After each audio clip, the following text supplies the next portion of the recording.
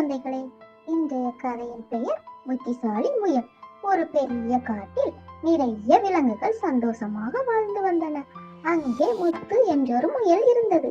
அது பார்ப்பதற்கு வெள்ளையாக பஞ்சு பொம்மை போல் மிகவும் அழகாக இருக்கும். முத்து ரொம்பவும் புத்திசாலி. ஒரு நாள் அந்த காட்டுக்கு ஒரு பெரிய சிங்கம் வந்தது.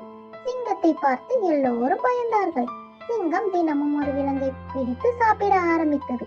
முயல் முத்து யோசித்தது, இப்படியே விட்டால் ஒரு நாள் நம்மையும் சிங்கம் பிடித்து சாப்பிட்டுவிடும்.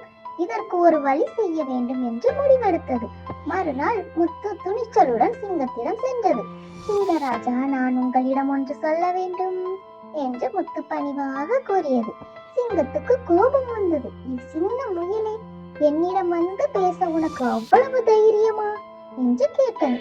முத்து பயப்படாமல், ராஜா, நம் காட்டில் உங்களை விட பலசாலி ஒரு சிங்கம் இருக்கிறது. அதுவும் ஒரு பெரிய கிணற்றுக்குள் ஒளிந்திருக்கிறது. நீங்கள் தான் அந்த காட்டுக்கே ராஜா. அதனால் அந்த சிங்கத்தை நீங்கள் தான் விரட்ட வேண்டும் என்றது. சிங்கத்துக்கு ஆச்சரியம். என்ன, என்னை போல இன்னொரு சிங்கமா? எங்கே இருக்கிறது அது? என்னுடன் வா, அதை பார்க்க வேண்டும் என்று கர்ச்சித்தது. முத்து சிங்கத்தை ஒரு ஆழமான கிணற்றின் அருகில் அழைத்து சென்றது.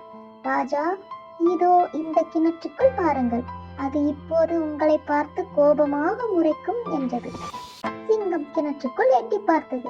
தண்ணீரில் அதன் பிம்பம் தெரிந்தது. இந்த கிணற்றுக்குள் இருக்கும் சிங்கம் தான் தன்னை முறைப்பதாக அது நினைத்தது. கோபமடைந்த சிங்கம், உன்னை விடமாட்டேன் என்று கர்ச்சித்துக் கொண்டே கிணற்றுக்குள் குதித்தது. அவ்வளவுதான்.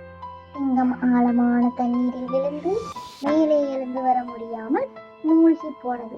முயல் முத்து சந்தோஷமாக துள்ளி குதித்தது. அதன் புத்திசாலித்தனத்தால் எல்லா விலங்குகளும் காப்பாற்றப்பட்டன. அன்றிலிருந்து முத்துவை எல்லோரும் பாராட்டினார்கள். இந்த கதை நமக்கு சொல்லும் நீதி என்னவென்றால், பலம் மட்டுமே முக்கியம் இல்லை, அறிவும் புத்திசாலித்தனமுமே பெரிய பலம்.